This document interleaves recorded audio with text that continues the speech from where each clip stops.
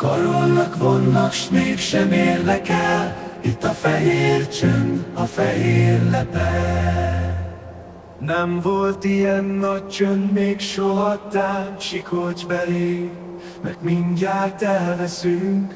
Állunk és várunk, csüggett a kezünk, a csókok és könnyek alkonyatán. Sikoltva marva bukjék rám fejed, s én tépem durván bársony testedet. Nagyon is sima illatos hajad, szilálva tépve verje arcomat. Fehér nyakad most nagyon is fehér, vasujjaim közt fesse kékre vér, ragadjon gyilkod fehér.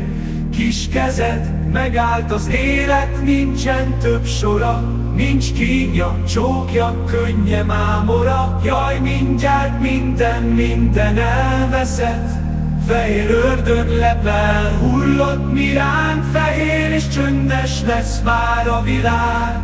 Átkozlak, téplek, marlak szilajon, átkoz, tép, mar és Sikolcs akarom.